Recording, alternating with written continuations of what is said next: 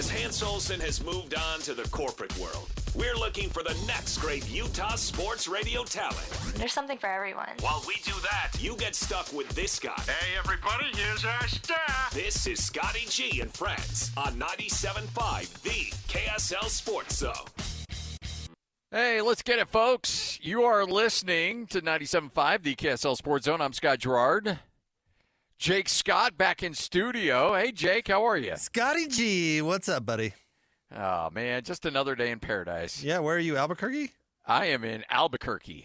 And I'm going to tweet out the details on this a little bit later on after I leave this hotel. But I was telling Lloyd that I caught a late flight, got in about 11 o'clock last night, and I'm in my Uber headed to the hotel, and my driver, who is a longtime Albuquerque resident, I think he's a lifer, born and raised, and he's well into his like 50s or 60s. And he said, I know where you're going. I am going to try to talk you out of it. And he went on and on about how I should not stay in this hotel. And I said, what, is it in a rough part of town or what? He's like, no, it's haunted. And I was like, okay, come on. Just take me to the hotel. He's like, no, you need to stay somewhere else. I will take you. Don't worry about the extra fare. I will take you to another hotel. And I said, no, it's fine. I think I'll be okay. So I end up coming here, and I'm checking in, and I told the young woman at the front desk, I'm like, have you heard people talk about this place being haunted? And she's just like, yes. Yeah, there's a lot of rumors around here. She goes, but I've worked here for 5 years. I haven't seen anything crazy. She goes, I've heard a couple things weird, but I've never seen anything. And I'm like, oh, okay. And then I did a little Google search, and sure enough, I mean, this thing lit up the Google like a Christmas tree when I typed in the hotel and haunted. There's all kinds of stories about this place. So, but, look, I made it through last night. No big deal. No red rum. No two twins staring at me in the hallway. No old lady in the bathtub.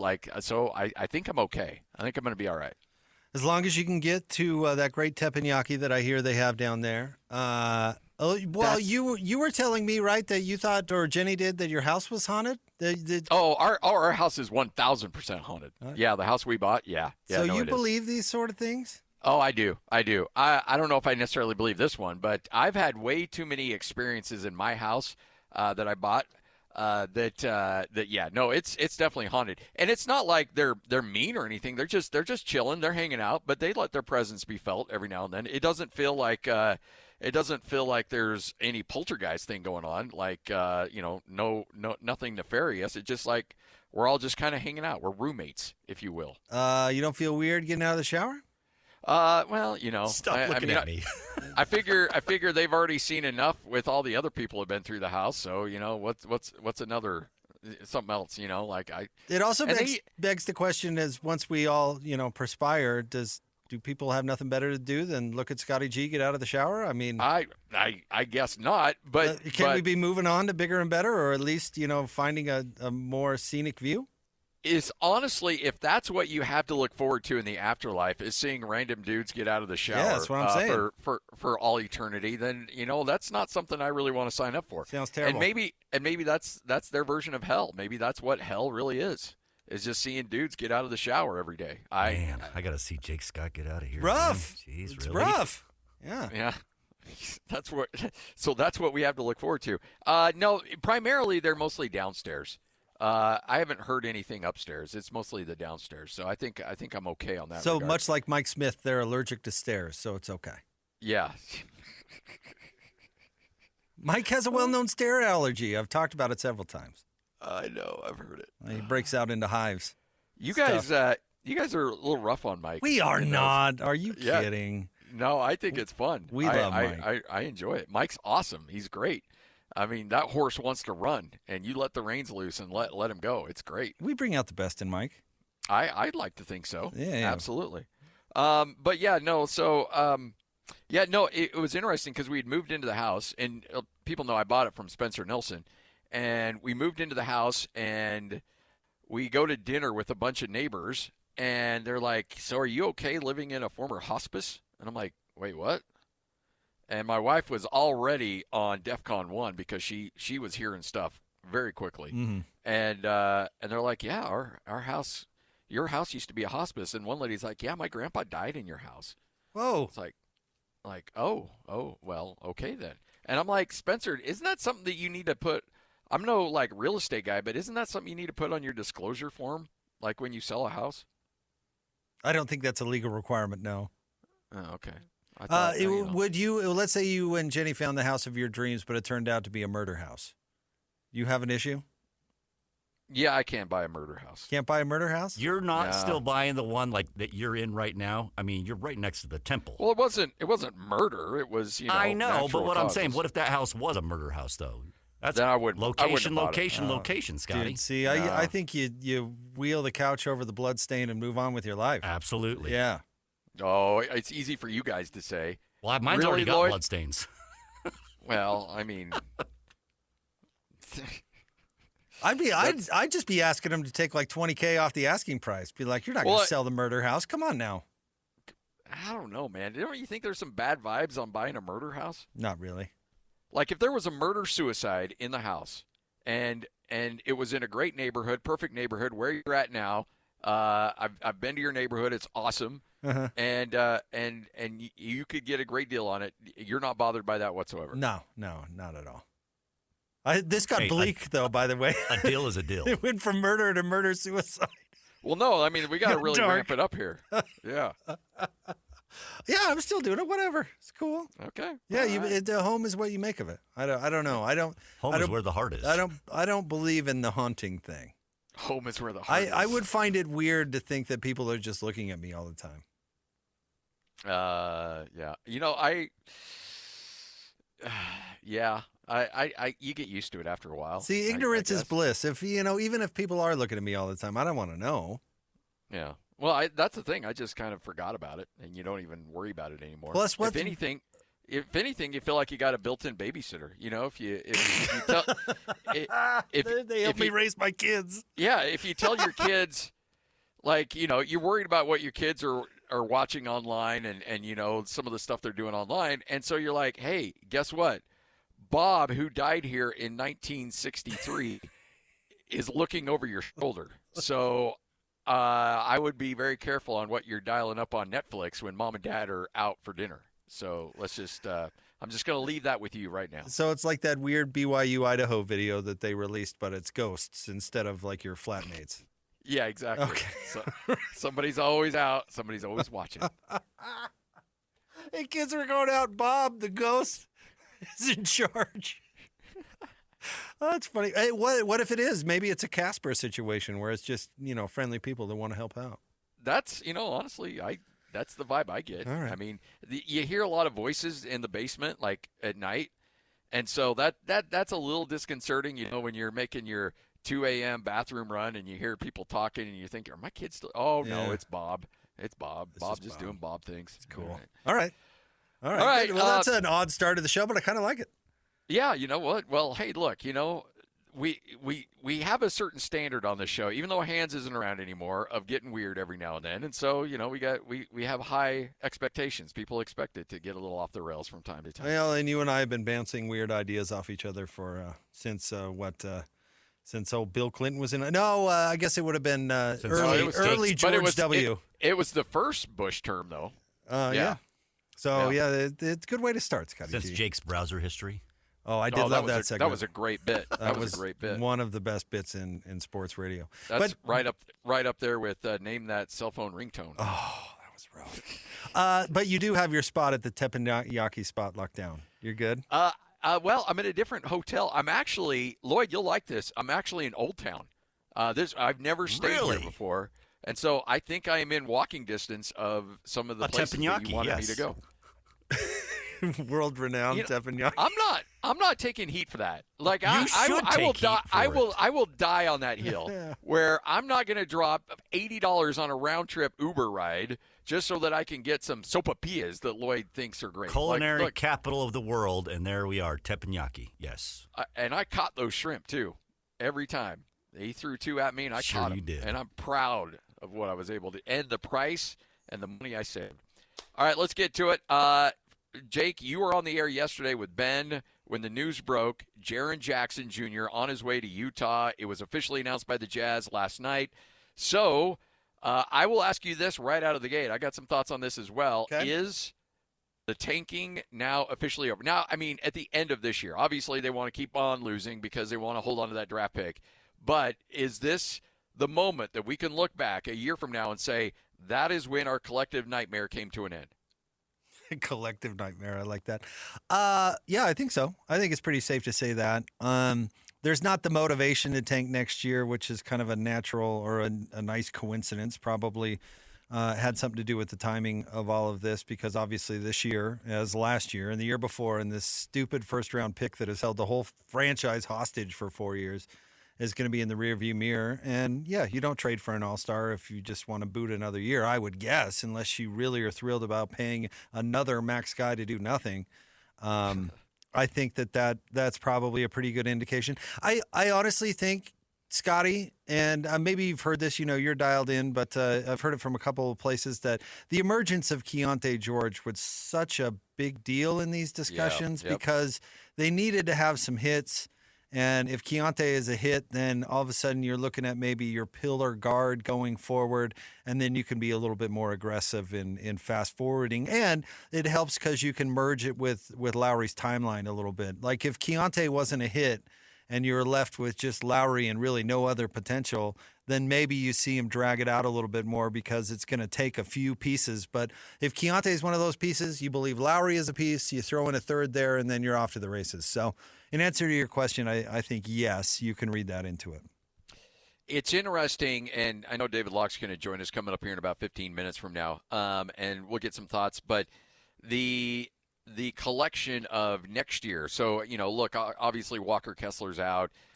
You're not going to play Jackson a ton because you want to lose. But when this team hits the court next year, do you anticipate – because when I first heard it, I thought this means Walker Kessler's on his way out.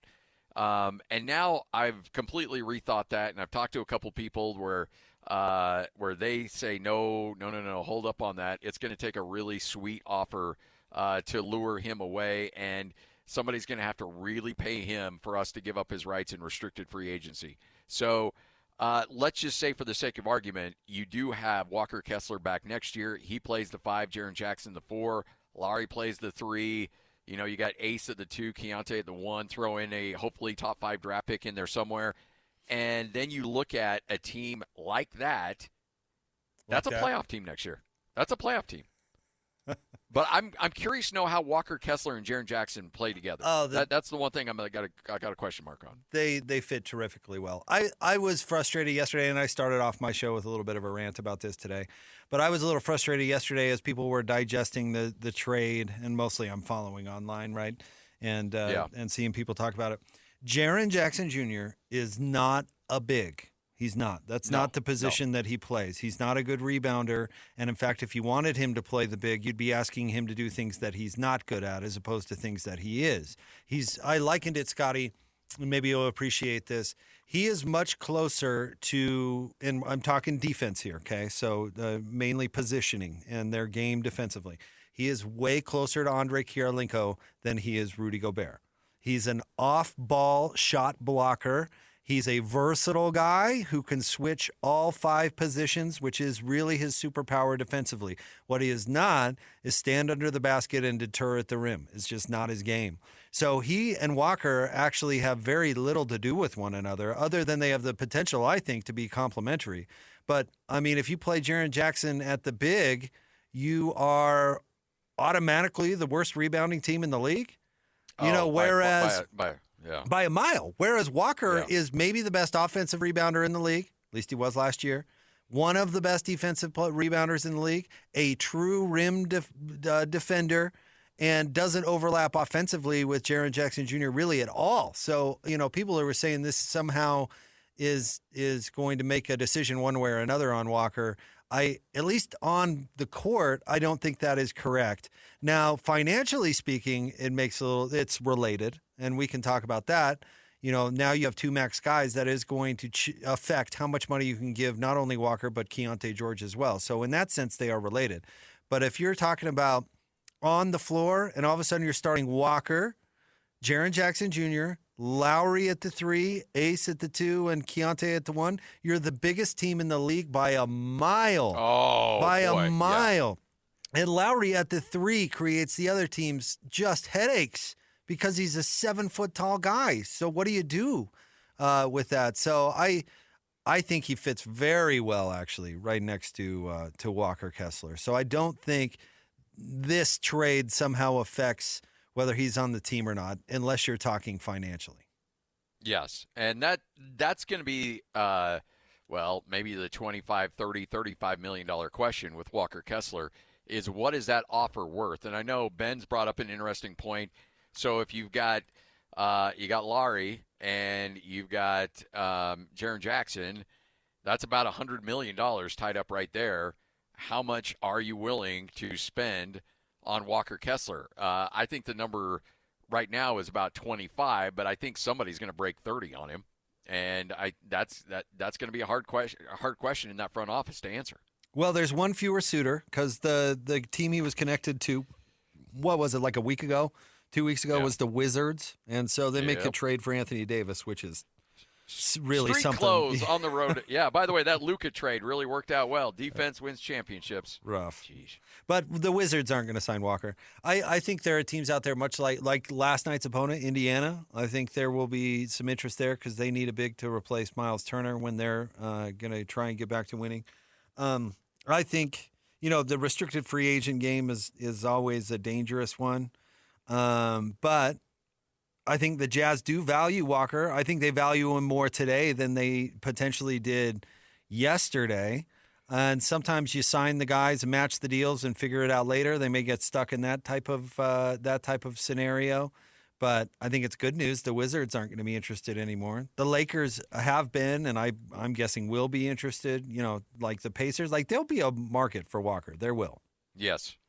And there's a lot, and you hit it right on the head. I agree with wholeheartedly. But there's this adage that yesterday said a lot about Keontae George, which is right. But it also may have said a lot about Walker Kessler. Yeah. And the fact that, yes, we want him on the court with Jaren Jackson. We think Lowry, obviously Lowry plays the 3 well, although I think he wants to play a little bit more of the 4. But then also Ace Bailey at the 2 is going to be an interesting development for him as well. But you know what?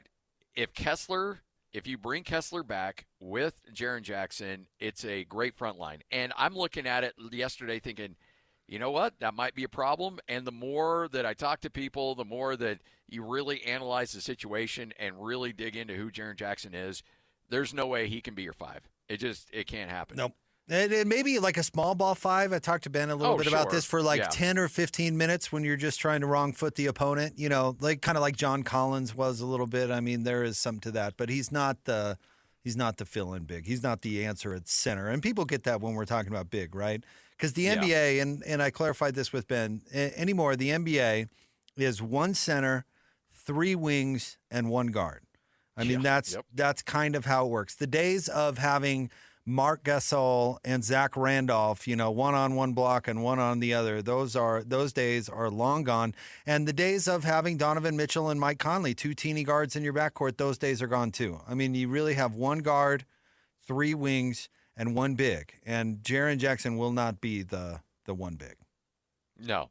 And so you're looking at a team that I believe next year is a playoff team. Yes. But also a team that is, you look offensively, offense has never been an issue with Will Hardy's teams. It's been defense. And defense has not just been bad, it's been horrific. And I think one player like this can certainly change. And the length, because of the dominoes that fall, like you talked about, the length that comes from that across the board, 1 through 5, immediately makes you a better defensive team. Yeah, it does. And you listen, Ace Bailey has to turn into an all-around player. And there's been some good news on that. I mean, the last walk-off he did with Locke, He had a decent offensive game. I can't remember. It was one of those 20-point games maybe. And the first sentence out of his mouth was about defensive effort and team defense and all those sorts of things. Like, he's got to be an all-around dude, and it sounds like he's kind of on his way to doing that. But you've seen Cody Williams guard better. I don't know. Maybe we'll see what Will Hardy's defensive schemes end up looking like, Scotty. The personnel has not been there for a defensive team. Yeah. Oh, yeah. At all. And especially yeah, this year. I mean, the personnel, to not have a center and expect to be any sort of resistance at all is really a pipe dream. So I'll be curious to see what he does when he has personnel.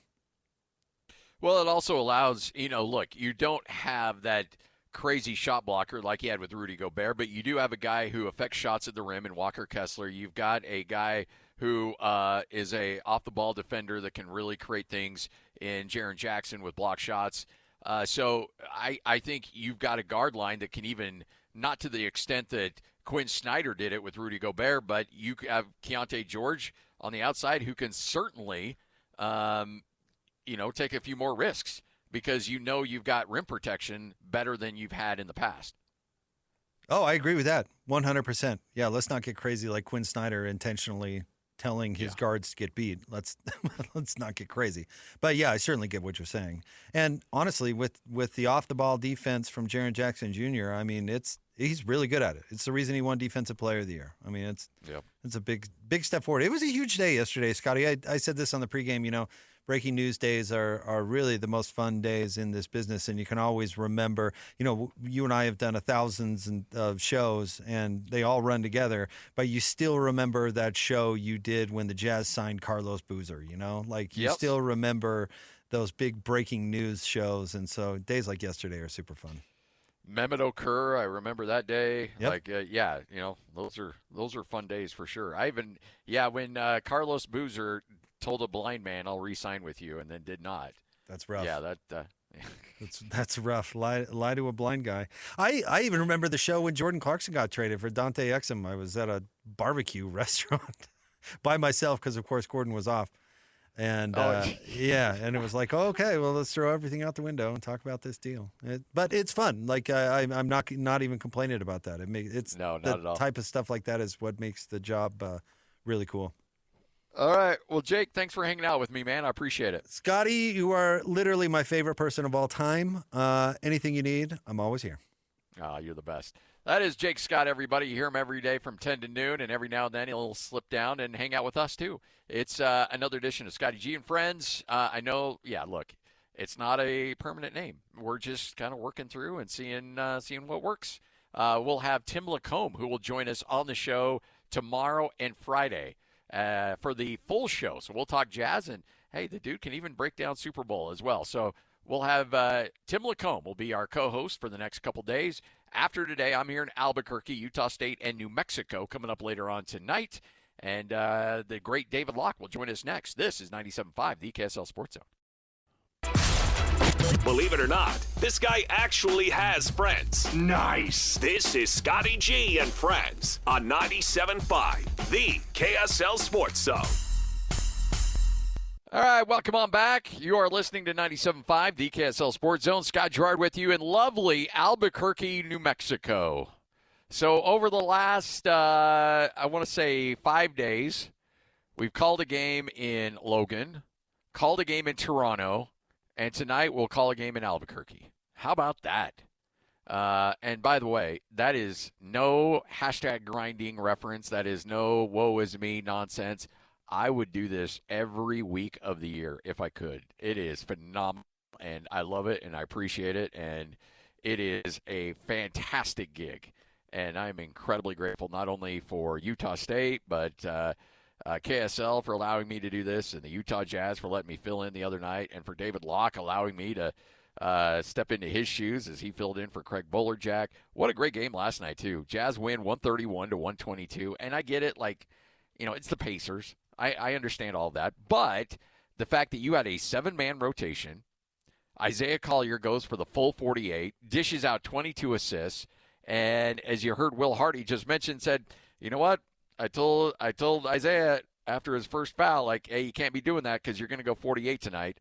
And he didn't consult anybody and didn't tell Isaiah Collier until midway through the first quarter that you better be a little bit more judicious with your fouls because I'm going to keep you out on the court a long, long time. But the big story of the day, certainly why the Jazz only had a 7-man rotation, because we got ourselves a blockbuster trade. And David Locke joins us. David, could it be? Is this a day yesterday that we'll point to and say the long collective nightmare came to an end? Yes. It's over. The witch is dead. Ding Yes. dong, the witch is dead. Yes. Well, the witch isn't totally dead. No. We got the end of the year. The witch better show its warts and its fangy teeth and its long fingernails and be particularly scary for the next 29 games. Then the witch is dead. But we actually have a tombstone built, and we have the obituary written, and we know the expiration date on the witch. All right, so initial thought when you saw this go down. Give me David Locke and that that mind spinning of yours. What's the immediate thought you had? So I have just done a podcast that day and a walk and talk about how I really thought now was the time to act. That the choice the Jazz had to make was, are they willing to use their cap space now, or use their money that would you end up taking their cap space out of play now, or do they go to the offseason and try to use their cap space to sign someone? And there weren't going to be a lot of teams with cap space, but it's so risky to go to the offseason and try to talk someone into coming to Utah when Brooklyn wants them and maybe somebody else is offering a trade deal. And it's just really, really hard to get done. And so I had finished my podcast that day and kind of thought, now is the time. And my thought was can you facilitate the Giannis deal in some way and get a player like an OG Anunoby, or can you get a Mikal Bridges out of New York if they're trying to get draft picks, which I don't totally understand why Milwaukee just wouldn't want the player. But nonetheless, that kind of concept. And so I did kind of think to myself, well, now is the time.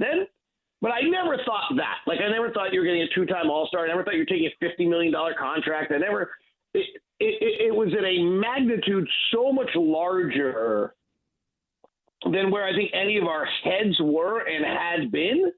And so I think that truly is what jumped out to me at the moment. And then, no offense to Walter Clayton and Taylor Hendricks, but to give away player-wise, little to nothing. I think Clayton's got a chance to play. And then draft pick-wise, there's some real intricacies in here. I don't want to bore you with all of them, and this probably wasn't my initial reaction, but the Phoenix pick, they really traded Jaren Jackson Jr. The Jazz traded the Phoenix pick. The Phoenix pick has a chance. We'll see what it is. The Jazz traded the Phoenix picks, a hypothetical rotation player, and a maybe rotation player in Walter Clayton Jr. That's really what I feel like, and we'll see on Taylor. I don't have it feels so rough for Taylor right now. So there's a chance things can change. Players can evolve. Let's not pigeonhole someone to pigeonhole someone to what they are today. But they traded 227 picks in a not very good draft, and those picks will both be 15 or beyond, hopefully. And that means you're getting a rotational player. That's what the odds say on that. And then the 2031 pick, we'll see, out of Phoenix. But, you haven't seen a lot of teams this side of Joe Dumars' New Orleans Pelicans who don't have their own pick and end up, being in the top 10. When teams don't have their pick, they usually try to win, right? The teams that are in the top 10 of the draft are teams that got there on purpose. So other than this year's incompetence by New Orleans, you almost never see what Atlanta's going to get this year. So I even think that one's we just didn't give away a lot. What we took was a $50 million contract, so it's a huge swing. It's not perfect, but boy, it's really good. And it does mean we're competing and we're viable and we're relevant and we matter. And we were in the news for a day for the first time in how many years? And we might get national TV games depending what our draft pick is next year. And it matters. We'll put together a basketball team, and opening night next year will be with excitement and possibility in a way that we haven't been since the last year of Quinn Snyder. A 2-time All-Star, a Defensive Player of the Year. He's 26 years old. He's still, he's under contract through 2030 at a big number, sure. but certainly a resume deserving of that contract and a skill set deserving of that contract. So walk me through what next year's, a draft pick to be named later, but a starting lineup that consists of Walker Kessler, if the Jazz are able to bring him back on restricted free agency, Jaren Jackson, Lowry, Ace Bailey, Keontae George. How does that team mesh together opening night in 2026? I mean, I think it's huge and long, and it gives you all sorts of options, and it's really interesting. It doesn't have any ball handling, right? It's short ball handling. It might be short a shooter, depending where Ace Bailey is. But the roster's getting close. Like, you need it. I was talking to one of our players the players are so excited. Like, maybe that's the most important thing. Like, I talked to Lowry for 5 minutes today. Keontae came up to me like, what do you think? Like, I mean, they're all like, everyone's so excited. The bus last night had more, communication and talk on it than it's had before any game. I thought they played with a lot of juice last night, and so you could practice today had it. Like, the coaches are all more excited. Everyone's just engaged and energized by this around the team, including myself, but I don't matter. Like, the guys that matter are just so energized by this. Lowry was chatting about, like the next pieces of the puzzle, and Keontae was talking about, like, what do you think? And how does it fit? And what do you think? Like, Jaren needs Walker and Walker needs Jaren. It's actually, that's the best mix of this too, is the Walker Jaren aspect of it. Lowry said it doesn't matter if he plays her 3 or 4. Jaren can do stuff on ball, and he's an off-ball player. And I asked Lowry about the fact that neither of them really pass and get assists, and he's like, but I think we both played the game the right way. So these guys have all talked about it. Keontae's been texting Jaren. Will's been texting Jaren, and it's like everyone's juiced about it. So, all right, your question, I think, was how does that team come together, play together? Yeah. Yeah, I mean, it's going to take some time to figure it out. That team's short ball handling, probably short shooting. It's got great size. It should be better defensively. I think it's maybe like Will's pretty good offensively, so maybe it gets to be like the 10th best offense in the NBA and the 18th best defense or something like that. That's a good team. That gets you in the ballpark. How and much? You got to figure out the pieces around it. You need a sniper, like you need talking to the guys. They're like, we need a real dead-eye sniper, because a lot of what you're going to be doing is punishing switches, because you're going to be running everyone switching 1 through 4, and you've got 3 guys that are big. Ace is probably not strong enough to punish it yet, but you're running Keontae off Jaren. You're running, Jaren and Lowry into something, and you're running Keontae involved, and so now you've got a switch, and you're going to punish the switch down low. When they bring the double or they bring help, you got to be able to have somebody outside that can really bury it. So they need that on the roster. They don't have that. They probably need a little bit more ball handling. But I mean, so it's not a finished product, but it's pretty exciting. How much of the accelerated development of Keontae George allowed the Jazz to pull the trigger now? 100%. If Keontae George does not develop, I think you're trading Lowry Markkanen and hitting a reset. There's a real chance, right? Yeah, that's my thought. I mean, I don't know if that's the case, and Austin might disagree with me that you still try to, but no, the fact that Lowry's a top 40 player, Jaren Jackson's a top 40 player, and Keontae might be a top 40 or 50 player allows them to go to Ryan Smith and say, okay, this is a little jacked up. This doesn't really work. $100 million for these 2 players combined is too much, but it can work for these following reasons for a while, and we'll deal with it. This is the first iteration. It's not perfect. This is the first iteration of it, and it's going to have to make some adjustments. And frankly, having Lowry and Jaren Jackson at $100 million between the two of them is probably not ideal in this version of the way the salary cap works. But it's going to get a little tricky, because by the end of, I think by 27, 28, 2 years in, I think Lowry, Jaren, and Keontae are $140 million. Yeah. And then you add Walker, and it's probably could be as much as $170 million. Well, ask Ace, and that's $140 million. Like, that's getting tight. The other subtle one here to me is your remaining pieces, Filipowski, Sensabaugh, Collier, and Cody Williams. Again, I've said this the whole time. You only need like 1 or 2 of them to hit. You really don't need. You don't need an awful lot there. The the role for them, and I paused there for a second because I don't want to disrespect them in a manner but how they fit into this specific roster gets much easier for them. Right? Like, can Cody Williams be a defensive wing player who improves some ball and knocks down enough shots? Can Isaiah Collier be a change of pace guard? Can Kyle Filipowski play the 4 next to Jaren Jackson? I don't know the answers to these questions, but like, I do think that that's what we're talking about. Jaren Jackson's a much better 4 than a 5, by the way. Like, let's make sure that's clear. Like, Jaren Jackson is a much better 4 than a 5. Defensively. Offensively, he can do either, but defensively, he doesn't rebound. And so, none of those guys are very good rebounders. The irony is we could have a 7-foot front court of 3 7-footers that don't rebound.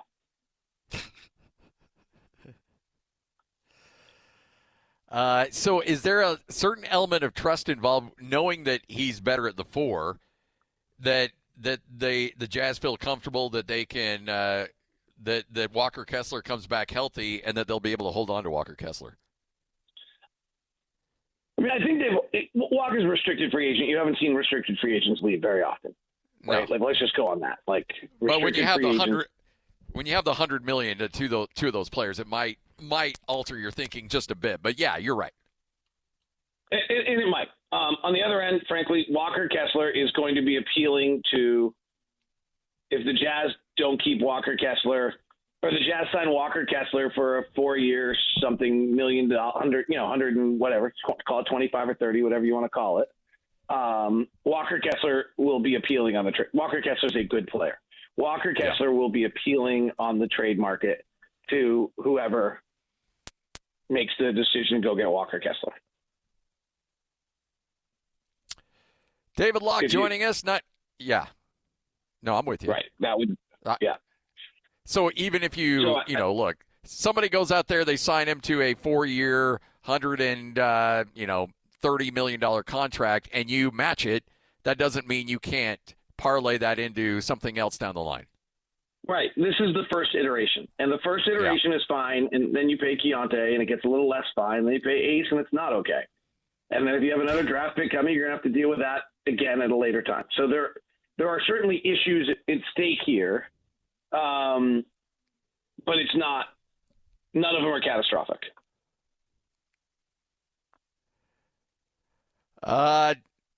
Just saying, I mean, you can't you're not like it's like I was talking to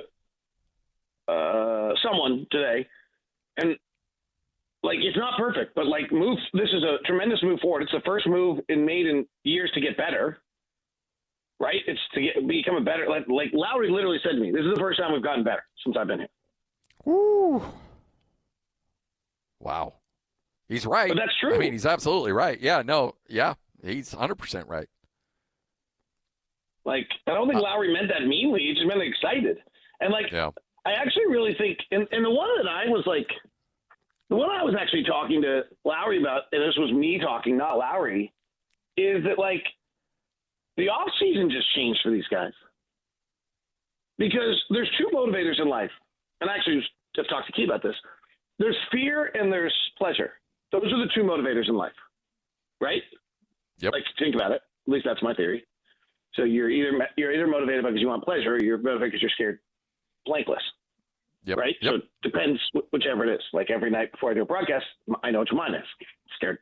Like, I'm going to make a total ass of myself, right? Like, I'm totally scared every night. Like, so you're going into, like, why did you not go to Black Camel like you should have in Toronto? Because of that. That was your motivator, right? Fear, I was fear. Yeah. You told me a great sandwich place, and I instead hold myself up in the hotel room prepping for 3 hours. Yeah. Right. Okay, because then you used 30 minutes of that prep instead of having one of the best barbecue sandwiches you ever have in your life. So you need to consider things. But anyway, I was talking to Lowry about this, and like, Lowry doesn't have any fear anymore. Right? He's made his money. He's an NBA player. The only thing Lowry has left as a motivator is pleasure. Well, playing basketball games that matter is his pleasure. Yeah. And so, like, when Lowry's on the hard like, and I'm speaking to Lowry. I want to like make this. These are not Lowry's words, but like when Lowry has the hard day, there's always a hard day. Like Lowry's incredibly disciplined, but he's not a robot. Well, the hard days can be way easier to get through this offseason. In fact, you might do 2 extra sets because there's really exciting stuff going on. And that's pretty great. Yeah. And I think there is an element of it's go time. And the fact that you've heard that from people on the team, because trades aren't fun. These are friends. These are coworkers. These are guys. Look, I just lost a coworker and I'm still in a funk over it. So, yeah, I mean, I understand the difficulty of it, but when you have that high level of excitement, high tide lifts all boats. And I think the offseason thing is absolutely correct. And like Keontae was motivated by fear in the offseason. Yeah. Right? Because he didn't know whether he was going to be an NBA player or not. Well, now he's going to be motivated by it's 96-96 with 3 minutes left in a ballgame that matters. Hey, by the way, what's our ceiling looking like for him? Because his elevation in this year, is there still a lot of improvement to go from him? Because right now it's phenomenal to see what he's been able to put together. Yeah, I don't know.